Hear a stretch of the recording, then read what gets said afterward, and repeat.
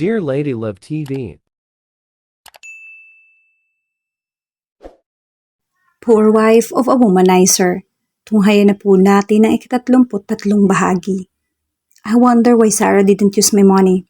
I thought she's using credit cards pero hindi. I checked all her accounts, even her credit cards para bayaran pero wala. Hindi niya ginagalaw ang pera na nilalagay ko sa ATM niya. Yung cash na binigay ko sa kanya, hindi niya ginagalaw. Kung saan ko nilalagay. Nakapagtataka na meron siyang ginagastos na pera. Pero walang bawas lahat ng binibigay ko sa kanya. Yun pala, dahil nagtatrabaho siya. No fucking way, this can't be. Fuck it. I really can't believe that she's doing this. Sinabi niyang hindi siya hihingi sa akin. Bigay ko yun sa kanya at responsibilidad ko na bigyan siya. She's working as a waitress? Like shit, this can't be. What's with that face, buddy? Kagad akong napalingon sa pintuan na nakita kong pumasok doon si Ray. What are you doing here? I frustratedly brushed my hair using my hands. Problem? I glare at him. Wala ka bang balak na sagutin ako ha? Gago. Naiinis na sigaw ko kay Ray. Oh, timing naman sa bad mood. Pangaasar ni Red na pumasok sa loob ng opisina ko kasama sila Ren. Ano namang ginagawa ng mga turito? I don't have time for you guys, so get out. Pagtataboy ko sa kanila. Ganyan mo ba tinatrato si Sarah baby? Kapag bad trip ka? Pinagtatabo yan? Ngumisi ako na nakakaasar. I never push her away from me pero siya. Kulang na lang ipagtulakan ako palabas ng pinto. Naiiling kong sabi. All this time, this past few months, ganun siya sa akin. Her phone is always out of coverage. Like what? Hindi ko makontak-kontak. She's so cold to me. Sino ba naman kasing magiging masaya kung may anak ka sa labas? Inis na tanong nila kay Ren. I saw her. Working. Napatingin ako kay Ray. When? Takang tanong ko sa kanya. Last time. Pumunta kami rito para ipaalam sa'yo if ever na di mo alam or ikaw ba mismo ang nagsabi na magtrabaho siya. Ray looked at me seriously. I'm not crazy to ask her to work. It can give her a good life. I saw her today. This is so shit. Sinipa ko yung swivel chair ko at humarap sa bintana habang pinipigilan yung galit ko.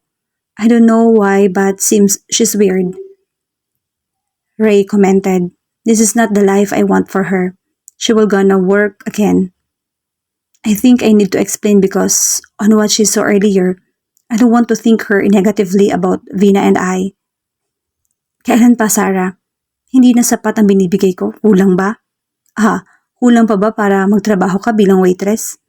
Nagulat ako nang pagkapasok ko sa bahay, boses agad ni Ram ang sumalubong sa akin. Ramdam ko yung galit niya sa bawat titig niya sa akin. Nakayuko lang ako habang nakatayo sa likod ng nakasarang pinto. Hindi. Katulad ng sinabi ko, kaya ko yung sarili ko at hindi ako hihingi sa'yo. Ginagawa ko lang yung bagay na kailangan kong gawin. Diretsahang sagot ko sa kanya habang nakatitig sa mata niya. Kailan ka pa natutong magtrabaho ng ganun? Daig mo pa ang katulong sa kaliwat ka ng utos. Hindi ka ba napapagod? Tumayo siya at tumapit sa akin. Nakakahiya naman kung perang pinagpaguran mo ang gagastusin ko. May binubuhay kang pamilya. Ayaw ko nang dumagdag pa. Kaya kong buhayin ng sarili ko. Hindi ka na nahiya? Ano na lang ang sasabihin ng mga taong may makakakilala sa'yo? Asawa ko? Isang waitress? Sigaw niya sa akin at kinaigtad ko sa pagkabigla at hindi ko na malayan tumuloy yung luha ko. Nakita ko naman siyang natigilan. Huwag kang mag-alala, hindi ko binibitbit yung pangalan mo sa kahihiyan. Pero sa totoo lang, wala nakakahiya sa ginagawa ko. Talagang ikinakahiya mo lang ako ng naging asawa mo. Pasensya na ha. Ikaw ang nahihiya para sa akin. Bakit hindi mo pa ako hiwalayan? Siguro doon lang naman to pupunta. Nakatingin sa kanyang mata na sambit ko. Nakita kong nagkaroon ng emosyon sa kanyang mukha. Hindi iyon galit. Reaksyon na pinagsisisihan ang sinabi niya. Nagtrabaho para hindi umasa sa'yo. Pero hindi ko akalain na ikakahiya mo pala ako. Sorry ha, ganito lang ako. Siguro dapat napalayain mo na ako, total. May pamilya ka na naman. Hindi ko na alam kung saan ako lulugar. Hindi ko na rin nararamdaman na asawa kita. Siguro dahil hindi na tayo katulad ng dati. Siguro dahil wala ka ng oras para sa akin. Hindi ko na nga matandaan kung kailan kita nakasama. Hindi ko na rin matandaan na ako ang dahilan ng iyong pagtawa. Sa madaling salita, hindi na ako. Hindi ko gagawin yung sinasabi mo. Yung mas Follow me. Walang lalabas hanggat hindi ko sinasabi, Sarah. From now on, you're not working anymore. You'll stay here. With 5 servant, whether you like it or not. Don't you ever think to disobey me. Pilit akong umiti at tumango sa kanya. Ayaw ko nang pahabain pa ang usapan na ito. Gusto ko na magpahinga. Gusto ko nang i-relax yung sarili ko dahil sa maghapon stress at pagod. About what you saw? It's okay. It's your responsibility. I understand. I'm not asking for your explanation. And I'm sorry. I'm sorry dahil naglihim ako sa'yo. Sorry kung naramdaman mo pinapahiya kita. It's not my intention. Ayaw ko lang na makadagdag sa problema mo. Putol ko sa sasabihin niya at bahagya akong yumuko. I am sincere kasi alam kong may mali ako. Wala kang sasabihin sa akin? He asked. Anong sasabihin ko sa kanya? Nakapag-sorry na naman ako ah. Ako na nga palagi nagsusorry tapos, wait, isang bagay lang ang hindi niya alam, that I am pregnant. Sarah, he called me so calm and he walked towards me. Nagangat ako ng tingin sa kanya at nakita kong seryoso siyang nakatitig sa akin. Mga ilang minuto ako naghintay sa sasabihin niya pero wala ako narinig. Aakyat na ako. Kaagad kong iniiwas yung mata ko sa kanya at naglakad ako ng dahan-dahan papunta sa kwarto. Nilapag ko sa kama yung dala kong shoulder bag at naupo ako sa paanan ng kama. I was crying silently. Gusto kong ilabas ang hinanakit at sakit na nararamdaman ko sa pag-iyak. Wala naman akong ibang ginagawa kapag nararamdaman ko to. Iniiyak ko lang lahat. Sa totoo lang gusto kong marinig ang paliwanag niya. Pero naisip ko lang na baka kasinungalingan lang ang sasabihin niya. Mas mabuti nang huwag ko na lang alamin pa. Kung ano nakita at narinig ko yun na yun. I feel so insecure. I feel so lonely. Naiinggit ako na inilalabas niya yung mag-ina niya samantalang akong asawa niya. Tinatanggihan niya ang samahan. Hindi niya ako nagagawang kumustahin sa maghapon. Sa pag-uwi naman niya, masyado nang malalim ang gabi. Hindi naman kami nakakapagsabay sa pagkain. Kulang na lang hindi na kami magkita. Ngayon, nagdesisyon siya para sa akin. Asawa ko siya at alam ko may galit siya sa akin. Dahil sa paglilihim ko sa kanya. Siguro sapat na dahilan na para mapatawad niya ako kapag sinunod ko siya. Mahirap man iyon para sa akin na baguhin ang nakasanayan ko. Pag-aaralan ko ulit kung paano magsimula na pwedeng pagkaabalahan. Lumipas sa mga araw na palagi lang ako nasa bahay. Sinusunod ko ang sinabi niya. Hindi ako lumalabas ng bahay. Nag-resign na rin ako kahit walang formal na resignation kay Annie. Okay lang sa kanya dahil mas mabuti raw yun para sa akin. Katulad ng dati, nararamdaman ko pa rin na mag-isa ako. Kahit na madami akong katulong na kasama sa bahay. Palaging busy si Ram. Laging late umuuwi. Pero may nagbago sa kanya. Yun bang walang gabi na wala siyang dala para sa akin? He buys me expensive jewelry, branded bags, clothes, even shoes. Iyon wala akong hinihingi, pero binibigay niya. Sa iisipin na nagagawa niya akong bigyan ng kung ano-ano, ay mapapangiti ako. Pero may parte sa akin na nalulungkot ako. Aanhin ko ang mamahaling alahas, magagandang damit at branded na bags. Kung hindi naman ako lumalabas, hindi naman material na bagay ang gusto ko. All I need is his attention, his time for me, but seems he can't give me. These past few days, I can't understand what I'm going on. Sometimes I feel so sad. Sometimes I'm lonely and feel alone. I hate him, but sometimes I really miss him, to the point that I want him always to be by my side. This is the weird things I felt right now. I am lying on bed while waiting for him. It's already 10 in the evening. I can't sleep. Feels like I really miss him. Hindi ako makatulog na hindi siya makikita at makakasama. Nakadapa ako sa kama habang yakap-yakap ang unan niya habang nakaharap sa pinto. Inaabangan ko ang pagbukas ng pinto at ang pagpasok niya. Siguro maghahanap pa siya ng pwedeng iregalo sa akin. Siguro may pasalubong na naman siya sa akin na magugustuhan ko. Ganito siguro kapag buntis ang daming challenge. Ram, tawag ko sa kanya at napabangon ako sa kama at tumakbo papalapit sa kanya. At yumakap ako sa likuran na makita ko siyang pumasok sa loob ng kwarto. Akala ko hindi na siya darating eh. Ang tagal ko na naghihintay. Why are you still awake? Ay pauted nang maramdaman kong tinanggal niya yung kamay ko na nakayakap sa kanya. Pero kaagad rin naman akong napangiti nang humarap siya sa akin at hinila niya ako papalapit sa kanya at niyakap niya ako. Kaya niyakap ko rin siya ng mahigpit. I miss you. Bakit ngayon ka lang? Tanong ko habang nakayakap sa kanya.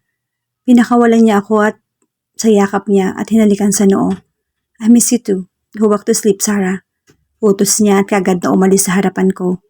Pumasok siya sa walk-in closet at nang lumabas siya, ay napakunot ang noo ko nang makita ko siyang hindi napapantulog kundi nakapihis na. Kararating niya lang aalis na naman siya. Kagad akong sumunod sa kanya nang lumabas siya ng kwarto. Maingat akong bumaba habang sinusundan siya na nag-aayos ng suot niya. Saan ka pupunta? Gabi na ah.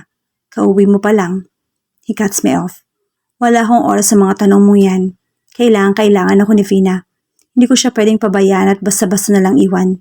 You know the situation, Sarah. I need to go. Malamig niyang sagot sa akin. Kailangan ni Vina. So ako pababayaan at iiwan niya. Bakit hindi ko ba siya kailangan? Parang may sumaksak sa puso ko sa mga binitawan niyang salita. Ang sakit. Kailangan ka niya. So inaakala mo hindi kita kailangan. Namin. Lagi na lang siya. Bakit mahal mo pa ba? Ex-fiancé mo lang siya, hindi ba? Bakit kasi inanakan mo siya habang asawa mo ako? Asawa mo ako, Ram. Mamili ka, siya o ako? Naramdaman kong namuuna ang luha ko sa gilid ng mata ko pero pinipigilan kong lumabas. Ano bang klaseng tanong niyan, Sarah? Sa ayaw at sa gusto mo aalis ako. Hindi mo ako mapipigilan. Matulog ka na at masyado nang... I cut him off. So siya. Ang dami pang sasabihin pero wag mo nang ituloy. Alam ko na ang sagot mo sa tanong ko. Fine, sa kanya ka na. Tutal lagi ka namang nasa kanya. Wala ka naman palagi sa akin. Sa amin. Sana naman kahit ngayon lang. Unahin mo naman at piliin, pero hindi. Ex always win. Wala akong laban. Umiyak akong sambit dahil hindi ko na napigilan yung luha ko. Nakita ko ang pagtataka sa mukha niya. Sa amin? What do you mean? Nanginginig ang boses niya. Kailangan kita pero sinabi mong kailangan ka niya. Sino ba naman ako para pigilan ka? Pinahid ko yung luha ko. Kanyang-kanya ka naman talaga, hindi ba? Never ka naman naging sakin. Kung aalis ka, mas mabuti pang huwag ka nang bumalik. Dahil wala ka nang babalikan pa rito. Sambit ko. Initian ko siya, tanda na okay lang na umalis siya. Pero ang ngiting yun ay may kasabay na luha na umagos sa aking pisngi. I can see the pain in his eyes but I know his decision never changed. Aalis na sana ako na bigla niya akong hinila. Papalapit sa kanya at mahigpit na niyakap. Don't leave. Natawa naman ako sa sinabi niyang don't leave. Bakit ako ba aalis? Sa pagkakaalam ko, ikaw yung maiiwan sa akin. Di ba dapat ako ang nagsasabi niyan sa'yo? Malamig kong sambit at pinakawalan niya ako ng yakap. Umiling siya at pinunasan yung luha ko. Babalik rin ako agad, pero sa sinasabi mo parang hindi kita maaabutan rito. Huwag ka naman ganyan Sambit niya sa nagmamakaawang boses. Doon ka na kahit huwag ka nang bumalik. Tutal, lahat ng tungkol sa akin limot mo na. Pero pagdating sa kanya, lahat tandang-tanda mo. Ang dami na nagbago sa atin. Hindi ko alam kung bakit. Inalis ko ang kamay niya sa mukha ko at tumalikod na sa kanya. Love, no. That's not true. You're a very special person to me. Ani yan ay kinaharap ko sa kanya na may asal sa ngiti na nakaukit sa labi. Really? I'm so important? Special to you? Oh, alam mo ba kung anong araw ngayon? Siyempre hindi. Ram, it's our first anniversary. Now tell me, am I important? Special? Ram, if I am. Kahit inuuwi mo man lang ako ng maaga para sabay tayo mag-dinner, kahit doon man lang maramdaman ko na special at importante ako sa'yo. Nakita ko ang pagkagulat sa mukha niya. See? He forgot about us. He forgot our first anniversary. Yeah, walang araw na hindi niya pinakikita sa akin na mahalaga at mahal niya ako. Pero nang malaman mong may anak na siya, madami ang nagbago sa aming dalawa. Dahil ang sakit Ako ang asawa pero may anak siya sa iba na palagi niyang inuuna. Ang graduation day namin na inakala kong pinakamasayang araw namin dalawa, na magkasama pero nagkamali ako. Yun palang araw na hindi ko malilimutan. Araw na dinurog niya yung puso ko ng pinong-pino. Pero hindi. Hindi ko naramdaman na importante at special ako sa'yo. Hindi ko naramdaman kahit ngayon lang. Uunahan mo pa siya kaysa sa akin. Sayang lahat ng effort sa araw na to, na ako lang palang excited sa araw na to, na hindi ko akalain na iiyak lang pala ako. Dagdag ko pa. I cut him off. Happy anniversary. Sana mag-enjoy ka sa gabing to. Pinilit kong pasiglahin yung boses ko at pilit ko siyang initian kahit durog na ako. Hindi ko na hinintay pa ang sagot niya. Tumakbo na ako papakit sa kwarto. Pagkasara at paglock ko ng pinto, kagad akong napasandal sa nakasarang pinto. Para ako nanghihinang nauubusan ng lakas. Kaya dahan-dahan ako napaupo sa lapag habang nakasandal sa pinto at malakas na humikbi. Pinaghandaan ko ang araw na to, tapos mauuwi lang pala sa ganito. Bakit? Bakit ko nararamdaman ng ganitong sakit? Bakit kailangan ko maranasan to? Masama ba akong tao? May surprise pa naman ako sa kanya pero mukhang hindi niya kailangan pang malaman. Actually, graduation gift ko pa dapat sa kanya pero hindi ko nasabi dahil sa nangyari. Pupuntahan niya si Vina for sure. Magtatagal siya ron dahil kailangan raw siya. Kailangan. Anong laban ko? Kailangan ko lang siya at kailangan naman siya ni Vina at ang anak nila. Napahawak ako sa tummy ko at masuyo ko itong hinaplos. Okay ka lang ba dyan, baby ko? Sorry, mukhang tayong dalawa lang talaga ang magkasama. Huwag ka magtatampo ha. Nandito si Mami para sa'yo. I promise aalagaan at iingatan kita ng sobra. I love you, my little angel. Mommy loves you always. Pagkausap ko sa maliit kong tummy. Yes, I'm pregnant. I'm 3 weeks pregnant. Ito sana yung surprise ko kay Ram ngayong first anniversary namin. Ang sabihin ko na dapat sa kanya na magkakaanak na kami. Pero nauwi lang sa wala. Nakalimutan niya na mahalagang araw namin dalawa. Kailangan ko siya at kailangan naman siya ng baby ko. Pero mas gusto niya yung Vina na yon. Mas gusto niyang puntahan ito kaysa manatili sa tabi ko. Hindi ako aasa na pagising ko nandito siya. Hindi na ako aasa pa sa kanya. I'm going to be a mother. I can't wait to see you, baby. Sabi ko sa sarili ko at ngumiti na para bang nakikita ako ng baby ko na buhat-buhat ko. I can't wait the day I was holding my baby. Pero may part sa akin na malungkot dahil hindi ko alam kung ano sasabihin ko sa baby ko kapag lumaki siya na wala siyang kinikilalang ama. Hindi ko rin alam kung tanggap siya ni Ram. I don't know if he wants his baby or not. My baby is the best gift and blessing in our first anniversary. I'm so happy, baby, I said while caressing my small womb.